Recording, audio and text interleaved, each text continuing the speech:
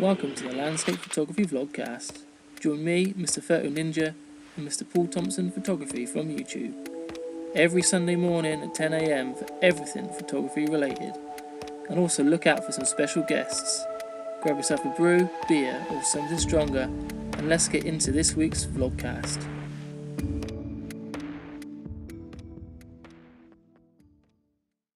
So, Adam, if anyone doesn't know who you are, I know you probably answered this question 100 times already, but just tell us a little bit about yourself and your photography.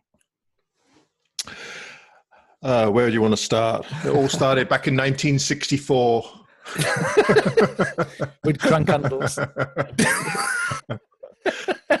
Where did it start? Let's back in the 90s. At the end of the 80s. So were you guys even born in the 80s?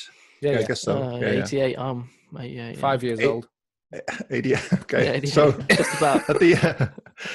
At the end of the 80s, I was right into rock climbing and paragliding, and I'd had a few accidents, so I decided to get out of those.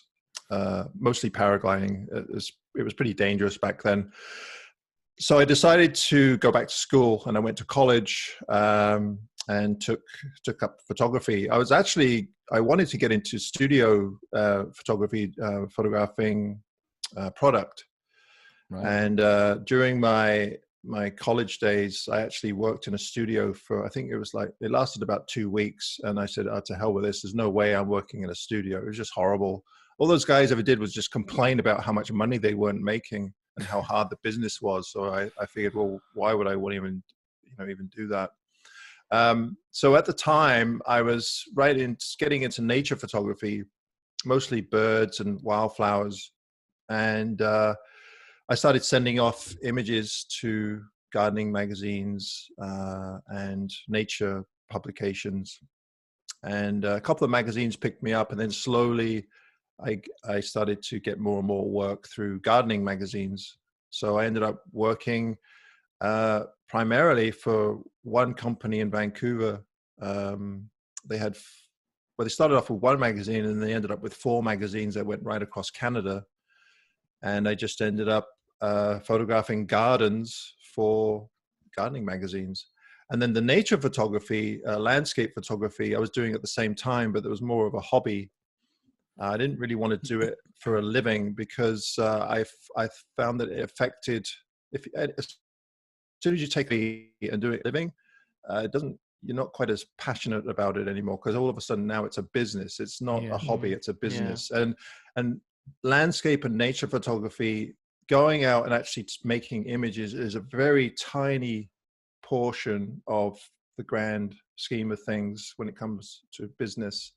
And unfortunately, photography, doesn't matter how good you are or how bad you are, has absolutely nothing to do with the business side of things. It's all to do with how well you are at marketing yourself and pushing whatever it is your whatever direction you want to go in. So, but I guess it's going on 5 years ago now, the magazine went bankrupt, like a lot of magazines. And then unfortunately, I'd put all my eggs in one basket. That's all I did was just the gardening stuff. And the editorial market pretty much dried up because magazines have been going bankrupt left, right, and center, because nobody's buying magazines anymore. Yeah. So I ended up jumping on the bandwagon with all the other nature photographers and start offering workshops. And it wasn't until after about a year or two, when I wasn't getting any clients, that I decided to start up a YouTube channel. And it's been 2-3 years now, and things have slowly picked up. This was going to be the best year, but of course now we have this virus going around, and it's pretty much put a hold on everything. So yeah, the whole year's screwed, isn't it, really? Well, it isn't. I mean, we have like, I'm finding with YouTube, and you guys are probably finding the same thing, is that it's very much in your favor to collaborate with other YouTubers. Whereas before, when I was just taking images, I was always in competition with every other photographer. So I didn't team up with any photographers because you're always in competition with them to try and sell rights to image usage and so on. But I don't sell images anymore. I don't sell the rights to images, very rarely. So I'm finding that the more I collaborate, the better off it is for me and the people that I collaborate with, you know. Yeah. Yeah, So this last thing that I'm doing with Thomas Heaton and Nick Page, I mean, it's been great because those guys have such a huge following that it's only going to be beneficial to me, and hopefully it'll be beneficial from my side to them as well, you know. Yeah. So we're all working on a video course right now, and it's getting there slowly. Slowly but surely, eh? People will either love it or they'll hate it. Well, I think they'll love it. But you'll always get some, you know. But luckily, I mean, with this thing it's because we're at home. It's pretty much forced us, all four of us. Well, Greg's involved as well, so 5 of us to just knuckle down and get this finished, you know. Yeah, because so otherwise, it's giving you the time. Yeah. Well, it hasn't. I find that I'm busier now than I was when things were fine. I don't know, because everybody's doing videos now. So, Yeah. you know. That's the problem that we've been seeing as well, to be honest, is everybody's doing videos and there's that much content going out. But it's funny, you know, because most people that, well, I shouldn't say most, but a lot of people that are into nature photography or landscape photography tend to be quite solitary. And because I've never been really extrovert. It's not until the last few years where I've had to kind of force myself to actually go out and talk to people. Because to be honest with you, I don't actually like people that much.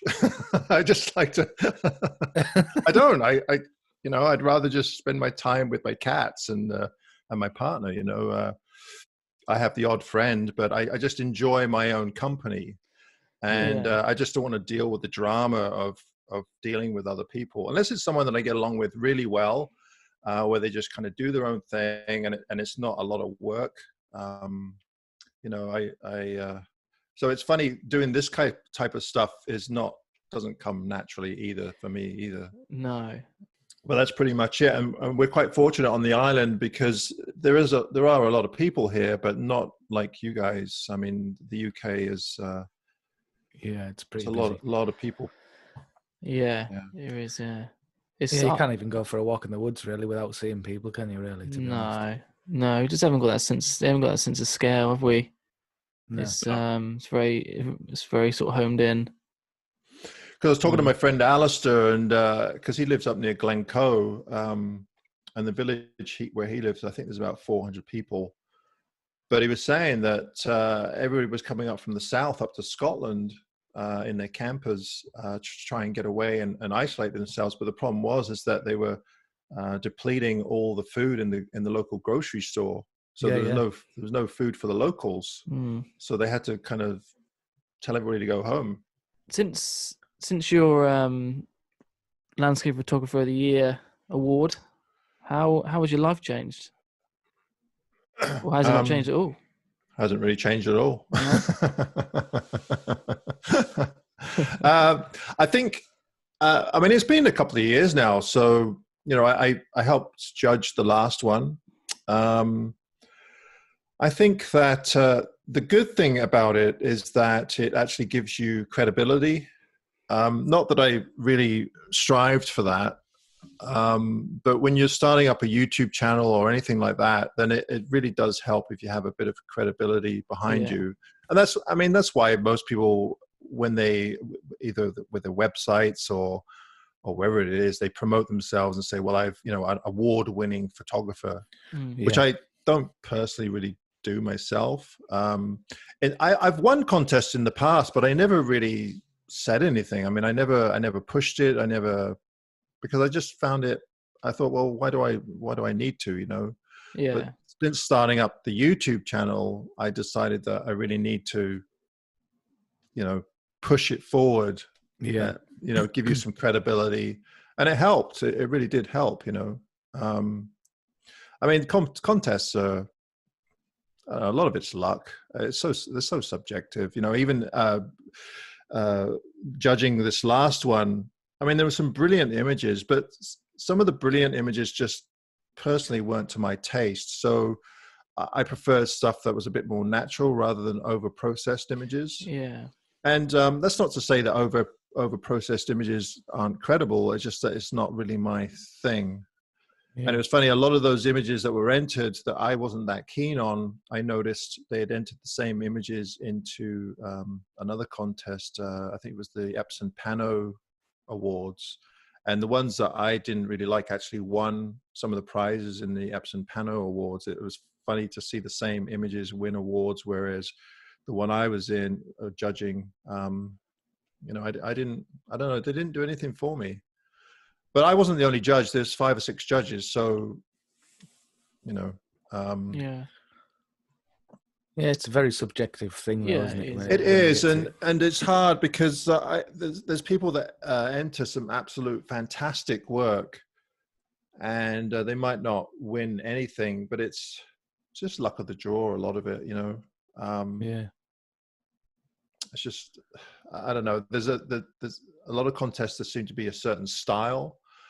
Even if you just go on Instagram, all the popular images are all a certain style, you know, and some contests are like that as well. It's not hard to kind of enter thing or images that should do really well if you enter a certain style. Yeah, definitely. The landscape, like the International Landscape Photographer of the Year, I didn't feel that at all. Because I thought that, well, I'd entered the year before, and I came second actually. And the guy that won is a very popular photographer. What's his name now? I think he's from Germany.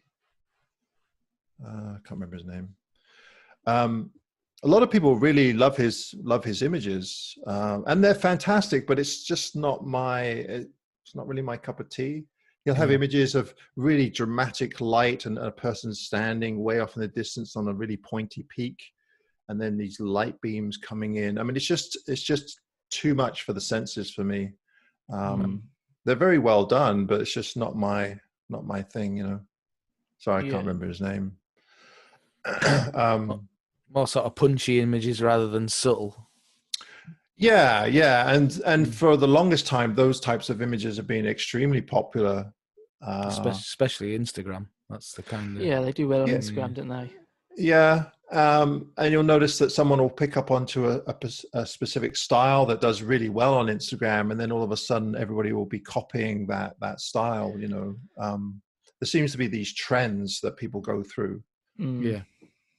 Or you might see a subject that's just absolutely fantastic, and all of a sudden everybody will go there and take the exact same composition with just perhaps slightly different light, and then everybody will say, "Oh, what an awesome image!" And it's like, well, yeah, it is an awesome image, but it's been done before, like a gazillion times.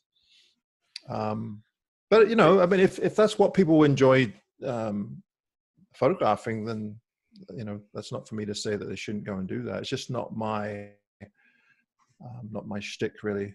I just rather go out and explore and discover things that other people haven't found before, you know. Anyway. So while we're on that, then, what is your favorite sort of light and subject? His favorite light and subject. Yeah. Well, whatever happens to be in front of me at the time. Yeah. See, do you go about? Are you a person that plans a lot, or are you just more of what you come across at the time? Yeah, I'm pretty much just come across whatever comes across at the time. Yeah. I don't plan an awful lot. I probably should in some cases, but I don't. I just go out with my camera, and if I find something, then I just photograph it. I like to keep it really open, and to be honest with you, the reason why I do that is so I'm not disappointed. If you have all these expectations, then a lot of times you'll come back with nothing, because our vision of an area or what we want to photograph never turns out, hardly ever. No. Unless you have just unlimited time where you just sit there for days or weeks at a time waiting for those conditions. Yeah. It's funny. I think I found someone that's just as laid back as I am. That's exactly the approach I take, because there's nothing worse than trying to, especially when you're doing like YouTube videos. We all know the pressure of we put ourselves under to try and. Well, that's true. There is a little bit of pressure with the YouTube videos. Like, yes, I mean, I don't have a video for this coming weekend, and we're already on Thursday. But then I think to myself, well, I mean, it's more to do with the information and the experience that you're portraying than the actual images, I think. Yeah. I don't think our audience expects you to have absolutely brilliant images every week, even though we feel that we need to have something to show for our efforts, Yeah. It's more of personal pressure, isn't it? It is. And also, and even coming up with videos every week, I mean, that's just I don't think anybody expects that. It's just some pressure that I've put on myself to keep coming out with a video every week,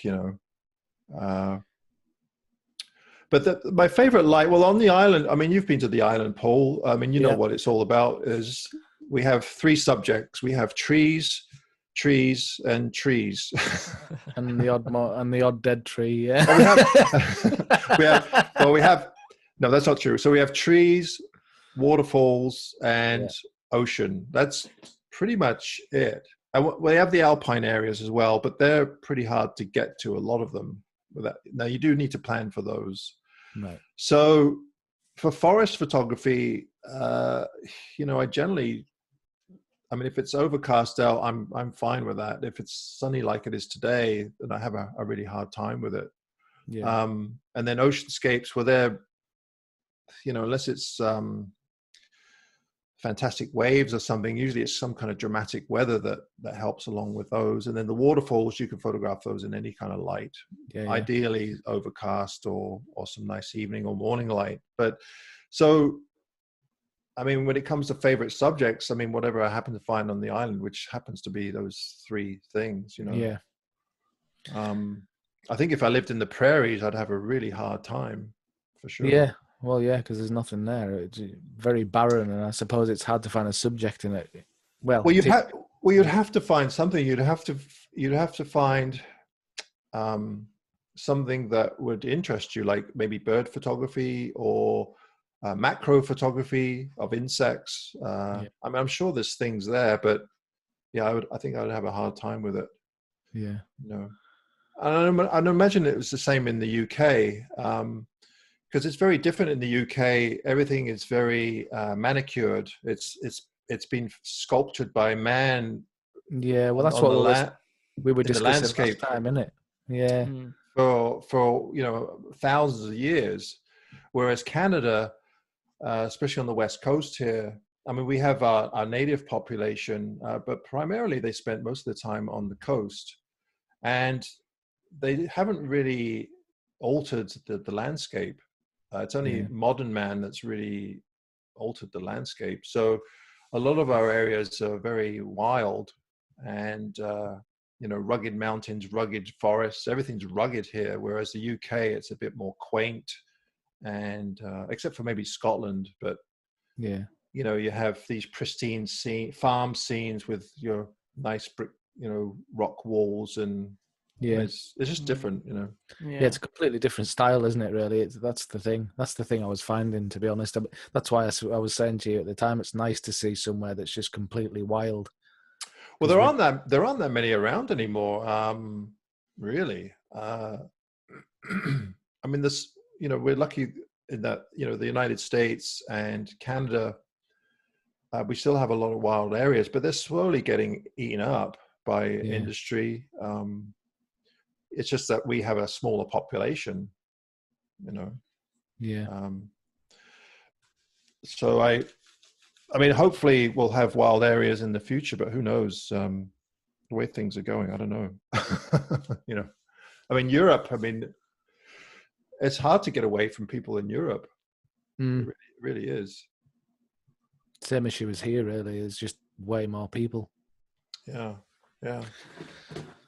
I mean, it's easy in that, you know, you could go into your local woodlot and you could probably hide somewhere and not see anybody. But I'm talking about real isolation. Like if you want to get away from any town or city for 50, 100 kilometers, then you could do it here. But I don't think you could do it in Europe very easily.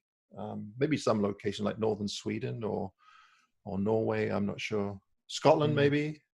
Scotland, I think you've got certain areas that you could probably escape people, but they're very limited. It's a pretty small area, really, though, in comparison to here. You know, like really, I mean, when we drove, like last year, when I drove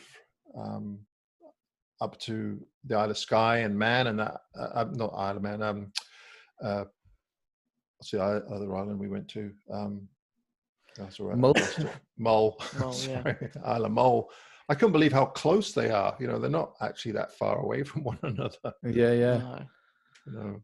But I mean, when we were there last time, it just goes to show that how many people there were, though, because the places were just absolutely packed. I mean, there was busloads of people turning up. Well, the Isle of Skye, definitely, I was really surprised. And I would imagine the locals that live there get pretty sick and tired of the tourists, I would imagine. Yeah. But, you know, what are you going to do? You know, those areas are popular for a reason. Yeah, they're beautiful. I mean, they're beautiful. You know, it's the same with the Rockies here. The Rockies gets really busy in the summer. Now it's more expansive, but we're seeing more and more people in the backcountry, more and more people just everywhere, you know. Yeah, in general. And I don't, it's a except for this year. Yeah, except for this year. There's not going to be too many people around this year, is there? No. Get a chance to recover a bit.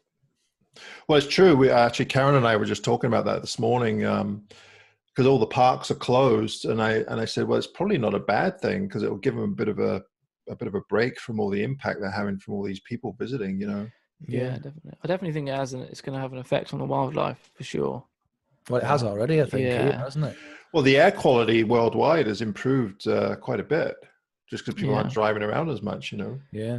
Yeah, it's definitely going to be interesting to see how we move forward, but how everything moves forward, isn't it? How what because you know it's going to be like a domino effect, isn't it? Like we won't notice it now, but maybe we might notice something that happens in the future, and we think, oh, I wonder why that was. Maybe it's because everyone stayed in for months on end. Yeah. Well, it's true. I mean, I wish people would pay as much attention on the environment as they are with this virus that's going around now. I mean, we've been pretty much forced to pay attention to this thing because it's obviously killing people. Whereas the environment, I think, is just as important, but it's a much slower progression downhill. Yeah. But obviously, people still have to work but really, ultimately, we should be really paying as much attention on the environment as we are with this virus. We really should, but I just don't see that happening because it is just too much. People rely on the land too much to industry and so on. You know. Yeah. Right. We just thought we'd interrupt this week's podcast just to let you know about a little announcement that we've got, which we're both very excited about, aren't we, Paul? Yeah, we are, really. We've been approached by Nature First, which is an international organization, and they are trying to promote responsible photography in nature, which obviously is what me and Paul do every week when we go out and do our normal vlogs. So it goes hand in hand. So we're very excited to be asked. It's always nice to be asked to be a part of anything, especially something so close to home. So we're very excited about it. Paul's going to cover the more the northern side of the UK, and I'm going to be responsible for down south. So I don't know why I did that accent. And, we're very excited about it. So links will be down below to the website, but what we'll do now is we'll scroll through so you can check out quickly on screen the look and feel of their website. All the information's up there, and if you are interested, then I think it's down below, Paul. Is it on the website somewhere? You'll find it. Yeah, there's a join button. Yeah, there's a join button, a join me page, like I said, with all the information. And you can help me and Paul. And if you do feel like you want to contact me or Paul about any more further information, then don't hesitate to do that. and yeah, just join up and spread the word, and yeah, enjoy the landscape. I think that people are becoming more and more detached from the natural world, and that natural world is getting smaller and smaller. And as it gets smaller and smaller, people get more and more detached from it, and they don't realize how how much we as humans are actually attached to what happens in the environment. But it seems like we're trying to put ourselves in another box away from the environment, if that makes sense. Yeah. And I think it's a real problem that people are so detached from, like where their food comes from, where anything comes from, and I think there's going to be even more of a problem for our future generations, for sure, because we're just slowly whittling away at the remaining wilderness that we do have. Yeah. I was going to ask you what's been your favorite project? Or have you got, obviously, I know you've got this F4 thing going on with the other guys. I know it's difficult now with everyone staying in, but has there been a project that you've done in the past, or something you're working on? This is the first. I did have the book that came out recently, and that turned out really good. I was really happy with how the book ended up, the final result. It sold out quick, didn't it? It did, and it was really well received. Now, it's basically a portfolio. There isn't any written word in it, really. There's a little bit of an introduction, but it's pretty much just some of my finer images laid out into a nice book. And it was really well received. And I only printed 500 copies, but we're going to print another 500 because I think we have enough people to sell another 500 copies. So I was really happy with that. I've always wanted to put a book together. So I think I've kind of got the bug, and I'm thinking about putting another one together. I noticed that there's a few photographers coming out with books now, like Nigel Danson has a book out, and Tom just came out with a book, and then there was someone else. Which I think is great. I to be honest with you, I much prefer to see images in a book than online. There's something nice about looking at a good quality book. Yeah, I know what you mean. Yeah. Well, same goes for printing. Printing yeah as well, doesn't it? Really. I absolutely love printing, but I don't do an awful lot of it because I just have nowhere to. What do I do with the prints? I used to sell prints, but I don't sell enough to justify doing tons of printing. And you can only hang up so many prints in your house, So how did you go about going back to your book? Was going to be my next question, but how do you go about choosing your images for your book? Because you've got so many keepers. How big is a book going to be? So I decided to, rather than do the book myself, I decided to go with a publisher. And actually the guy that printed it is in the UK, Kozu Books. They print mostly very small run, fine art or fine photography books. And they've done a number of books for photographers that I've admired. So I got in touch with them, and they got in touch with me, and they said, yeah, we'd be happy to do it. So the way that it works with these guys is that they actually designed the book. Greg, the guy that owns the company, I think that's his thing he likes to do. He likes to design books. So what we ended up doing, first of all, he said, well, do you want the book to be all landscape images or portrait, so vertical or horizontal? And we decided to just do mostly, I think 99% are all horizontal. So what I did was he designed the book or laid out the book with that in mind. And I gave him all the images, and then he just picked the images that he wanted to put in. I did change a few of them. I think I wouldn't mind putting another book together, though. I've been thinking about it. But I think this one would be. Actually, it was funny because I think that the way that Tom's put out his book, where he's taking images and he talks about the images, I think that was kind of what I had in mind. Yeah, Do something like that. Just tell the story about something about the photograph. Could be something funny or anecdotal or whatever, you know. I mean, if I wanted to make more money, it would have been better to do it myself. It would have been a lot. It would have been a lot more work, but I probably would have made a lot more money doing it that way.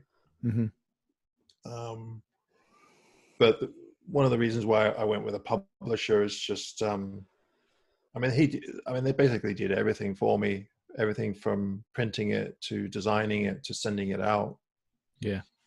So I didn't really have to do an awful lot, which is fine with me. I mean, for my first book, that was fine. I think if I did another book, I might look at doing it myself. Yeah. Just to try and get a bit more bang for my buck. Yeah. This was more of it wasn't really to make money. It was more just a vanity thing. You know, I just really wanted to get a book out and with all my best images in it. Yeah. And having a YouTube channel really helps. I mean, I couldn't believe, I mean, we sold out really quickly. So I should have really had about 1,000 copies printed, you know, from the start. But you just don't know, right? Well, this is it. You don't want to be. You don't want to be stuck with all these books. Yeah. You know. Yeah. Same with go ahead.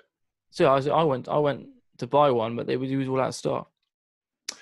Yeah. Well, we're printing another copy, and actually, he got in touch with me yesterday. So, but of course, he's having the same problems as everybody else, right? He's had to lay off people, and Yeah. You know, they can't work together and all this. So it's actually they're printing a book for Ben Horn right now. Oh yeah. And Ben's been around for a while. Yeah, I love Ben's stuff. Yeah. Yeah, I do like Ben's stuff. Yeah, he's probably the only sort of medium format YouTuber or landscape photographer that I watch. Large format. Yeah. Large format. Sorry. Yeah. Yeah. It's just something about him. Just obviously his photography is amazing, but it's just something about his persona. Just sort of, I can't help but watch. You know what I mean? He's got one of them sort of voices that you just can't stop listening. Sleep at night. Yeah, he should do audiobooks, I think. He should. Yeah. White noise. White noise.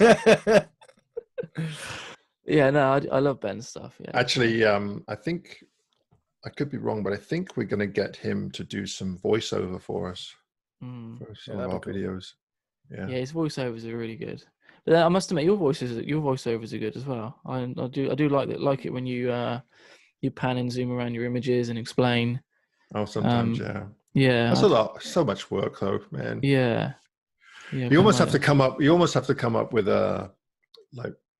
what I've been doing lately actually is actually writing stuff down and actually following a little bit of a script, because otherwise it's just a nightmare, because I can't keep a straight thought in my head. You know, I go off into these tangents all over the place. So I write stuff down so I can at least try and stay on course, you know? Yeah. Yeah. Yeah, definitely. It's the same when I'm doing these things. People will ask me a question and I'll answer, and then I go off into this tangent and start talking about something else that has absolutely nothing to do with what they asked me. It's all right. We were on 40 minutes with the guys the other day, and we still didn't get to the first question answered. Oh, really? No, I had a load of questions, and I think I got through about 3 of them. Yeah. Yeah, that's pretty much it. Yeah, but that's all right, you know. I'm happy to go with it. It's good just to have kind of more of a relaxed feel to it as well, to be honest. Yeah. But back to your original question about the projects. I mean, the book was a big project for me, and of course now this video course with the guys. I think it would be a good thing to continue if we could.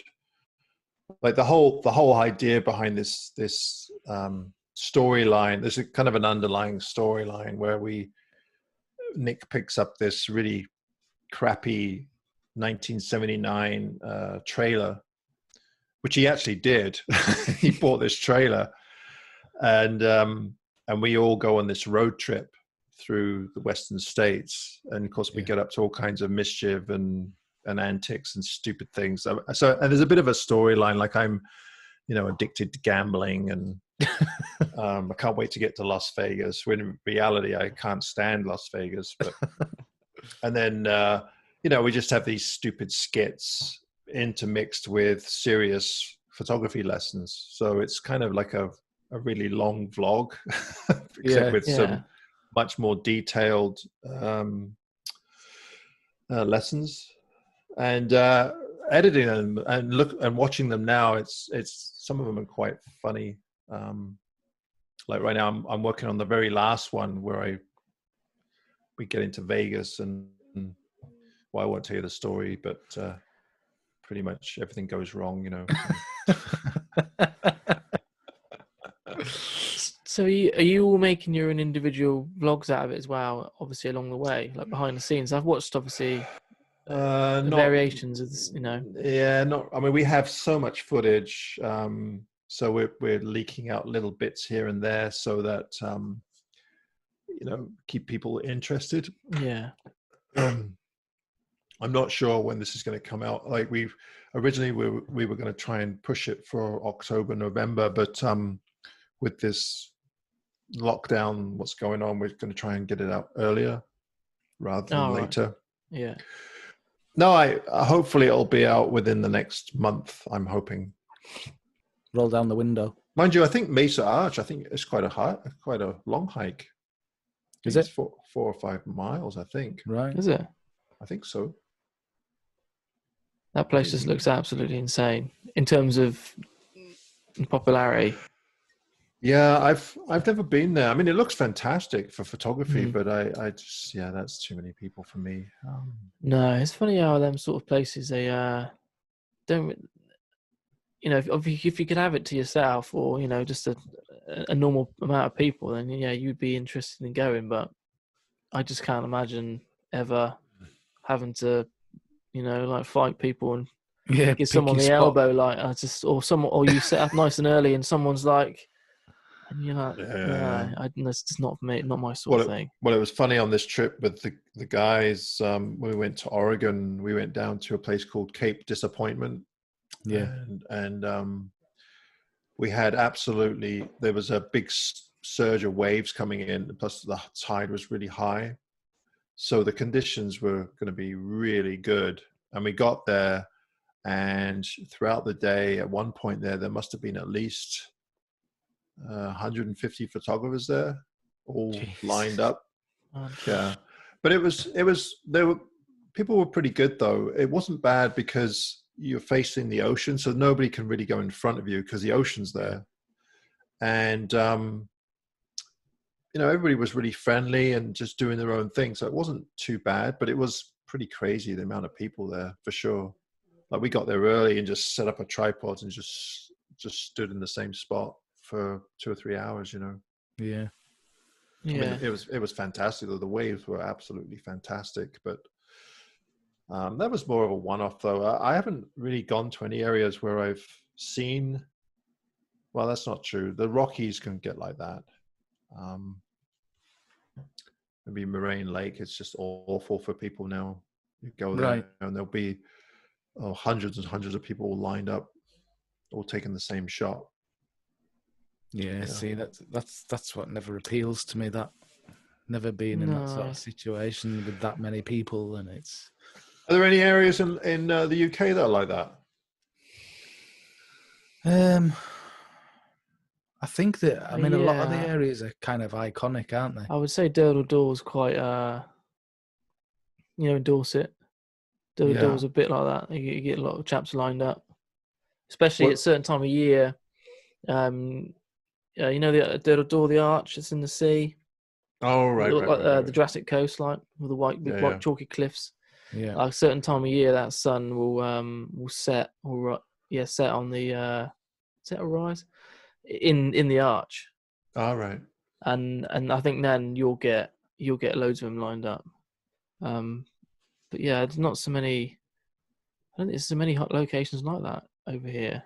I think probably Skye's probably places like Skye. It's probably worst for it. Well, the old man. Yeah, places like that. Yeah. And Or maybe, the buckle. And yeah, the buckle definitely. That last time I was up there, man. Yeah, What's the buckle? Glencoe. Yeah, Glencoe. Yeah. Right. That place we turned up to that day, and there was the waterfall shot and the mountain in the background. Yeah. That was really popular last time I was up there. Oh, really? Yeah. I chatted with a bloke called Ben Kapoor, and he's been up to Glencoe recently, and he said that the spot where you take the shot from is just absolutely hammered. Oh, it is. It's just like a marsh. It's just like it looks like pigs have been living there. It's just completely mud, which is a shame. I don't know about all the ferry pools and places like that. Maybe they're obviously very popular, aren't they? Yeah. But I think they're more popular with tourists rather than people more than photographers. Yeah. Yeah, we didn't see that many photographers there, did we, Paul? No, we didn't. Oh, of course, we didn't. Yeah. Yeah, we didn't see any, did we? Really, actual photographers with tripods and that. There was a couple in the main pool, wasn't there? Yeah. But that was it. Wasn't loads of them. It was mainly tourists. You are known for the light. You're Mr. Light in my eyes, Adam. In a non-weird way. In the non-sexual way. Non-sexual way. How do you approach a scene? Like, like when you're just walking in the woods. I don't know if you're like me, but I do tend to plan and to a certain degree. But sometimes when you're just walking, you just see something. How do you react to like them special moments them moments of light? How do you sort of approach a situation? I can't imagine you run around like a lunatic, if I'm honest, but no. Usually it's something that will catch my eye, the corner of my eye. Like I'm just trying to think of an example where Paul was with me, so we can kind of relate to it. I don't know if you remember, Paul, but remember when we went to Carmanah and we went to the very end of the trail, and there was I think it was an outhouse there. It was a campground there. Yeah. And there was those beautiful trees, but they were kind of on the side of a bit of I guess it was the riverbank. Yeah. And there was a bit of a clearing. Shade. Yeah. And in front of these trees were these little shrubs with backlit leaves, but also the moss looked really beautiful. It was quite soft light, wasn't it? And it was. And Paul didn't really notice it, did you? And then I kind of pointed it out. First. I pointed it out to him, and then I think you got some pretty good shots from there, didn't you? Yeah, I did. Yeah, that one that I sent you fairly recently, I was pretty happy with when I processed it. Yeah, so what I usually look for is just contrast. So I'm usually just looking for contrast between light and dark, and it can be really subtle, because the thing is even when the light is not great, you can still enhance that in Photoshop or Lightroom. Occasionally, not very often, I'll come across a scene that doesn't have very good light at all, but I can actually see before I take the image, I can actually kind of envision what I'm going to do with it before I take the image, but it doesn't happen that often. But it's usually just that slight contrast. A lot of the time I'll try and find,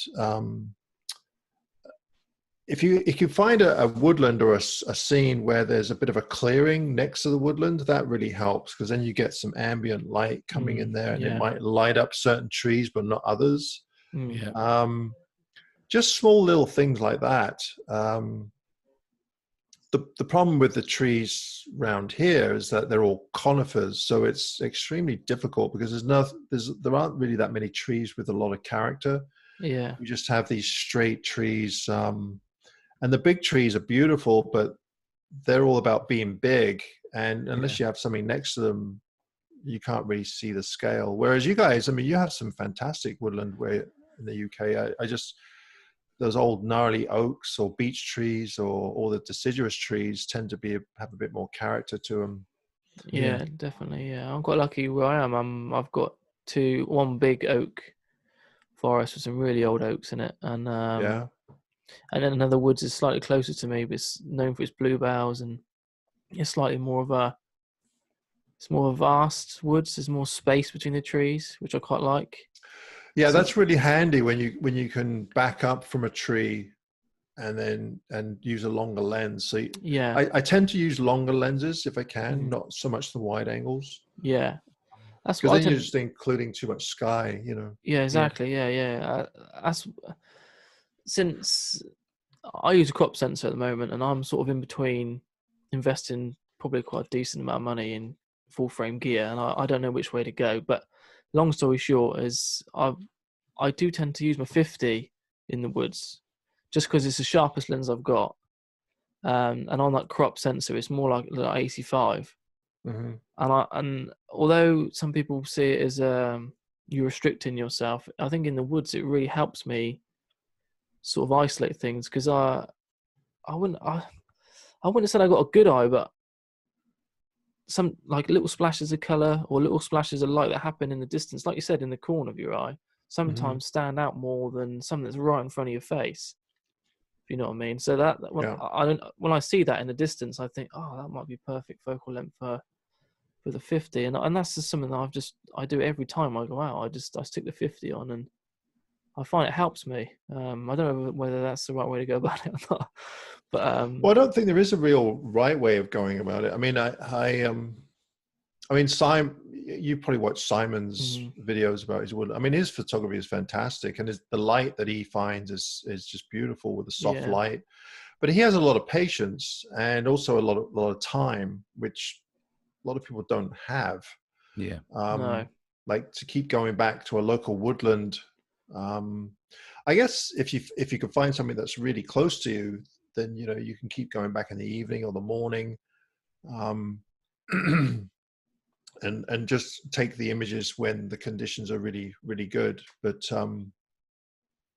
I generally, I don't know. It's more of a feeling than anything. I mean, when Paul and I went to Carmena, I mean, I don't know how you felt about it, Paul, but I just love that place. But it's more for the ambient. It's more for the ambience than the actual physical trees. Or I mean, the trees are a big part of it, but yeah, it's a beautiful place. It just has a nice vibe. But it's extremely difficult to photograph.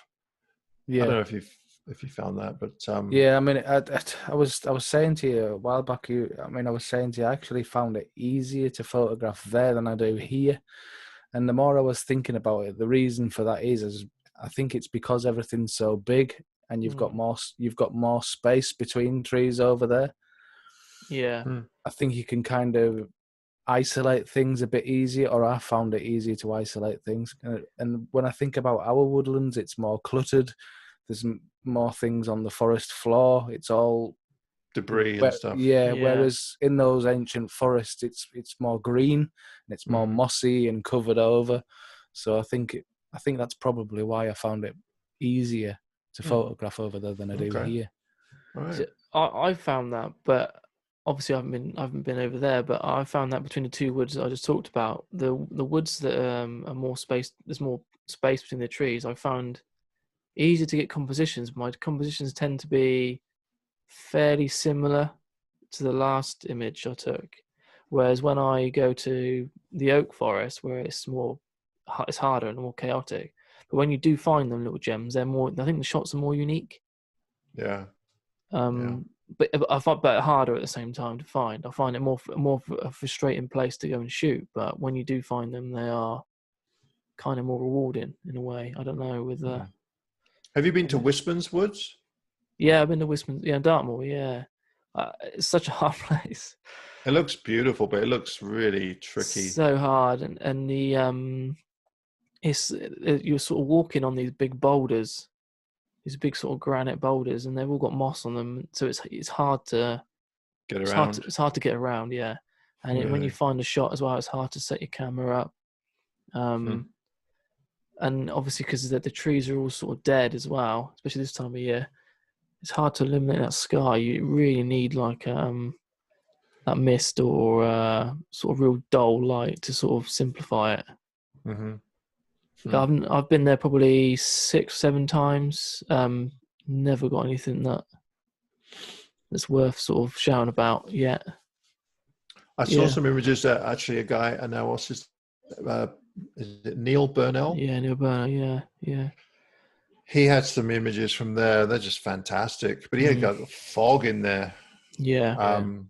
I, actually, he asked me. Actually, I need to get back to him. He asked me. He sent me a whole bunch of different images. He wanted me to pick my favorites, but they were all fantastic. I had a hell of a time. I thought, man, did you take all these images on the same day? Because the light is just beautiful on every one of them.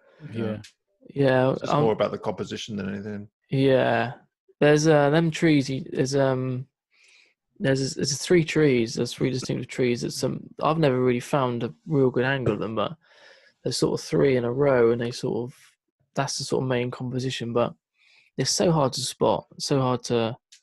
But yeah, Neil knows them woods on the back of his hands. Yeah, we chat quite a bit over Instagram and whatever, and we've tried to meet up several times, but it's just. I think he tends to go there on spur of the moment, and it's quite hard to sort of plan trips when. Well, that's what that you kind of have to do that, but when you have a regular job, it's pretty hard to just. Yeah, because I think I went there one Saturday earlier in the year, and we was toing and froing on messaging when we're going to go, and I think they went on the Sunday or the Saturday after. And that's when he took some of them shots, because he was there. We was talking about them on over Instagram, and I went the weekend before when it was forecast fog, and I just got nothing. There was loads of fog, but it was hanging really high. It didn't come down in the valley. Yeah, it's typical. But, it's still a nice place to go and walk around, mind. Yeah, it does look neat. I mean, for some reason that one just stuck in my mind as a neat place to. But it does look very tricky to. Yeah, I would be interested to see how your take would be on that woods, because it is a real test. I mean, even the Isle of Mull had some nice little woodlands, little oak trees, but it was very messy for sure. So you have the nice trees, but the problem is when you don't have any kind of fog or anything there to separate them, then you might have a nice tree in the foreground, but everything behind it is just so busy, so it kind of ruins the shape of the tree, you know. Yeah, definitely, yeah. And like Wisman's Woods it's tiny as well. It's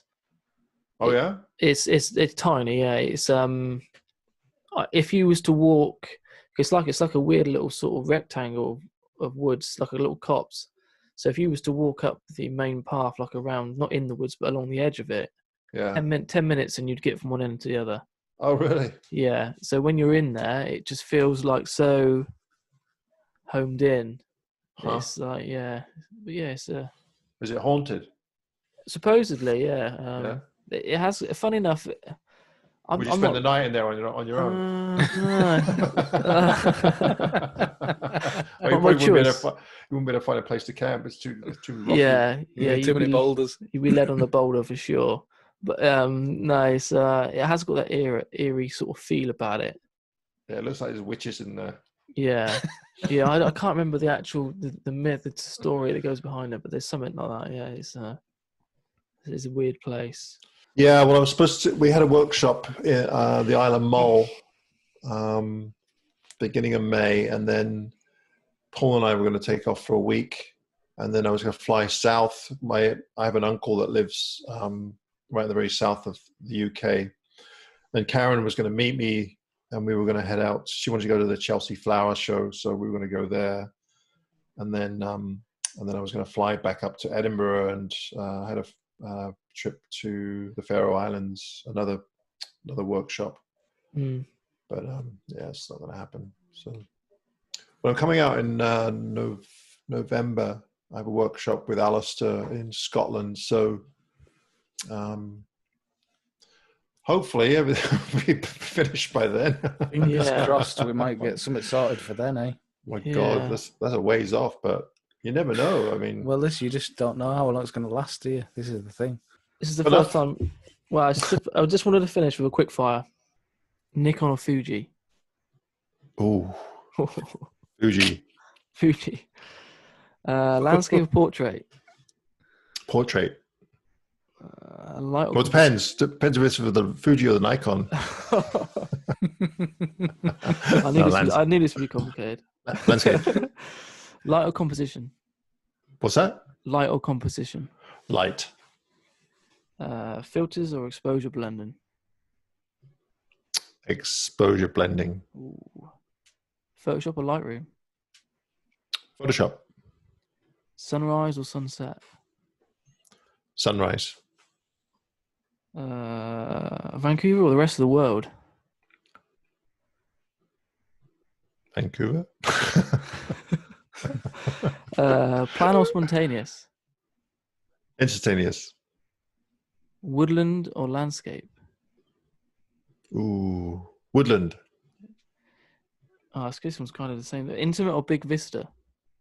Intimate. This is the most important one. Gavin or Paul T? Paul T. No competition. Well, thank you so much. Paul's not a pretty boy. No, definitely not. You're a proper northern lad, mate, aren't you? Proper northern. Well, thank you so much for coming on, Adam. It's been a pleasure, mate. And I must admit, I've been looking forward to finally getting to meet you, even if it is over the internet. But yeah, maybe when you're over here, maybe we can sort something out and take some pictures together, like, you know. Oh, for sure. Yeah. Well, thanks for having me on for chit chat and more. Yeah, it's been great, mate. And what we'll do is we'll put all the links down in the description below of this video, and go and check Adam's channel out if you haven't already. Yeah. And if you haven't already, what's wrong with you? And and don't forget to buy his second round of books as well. Yeah, it looks like they're going to sell out too, so you might want to get in there early. Yeah, get in there early. Yeah.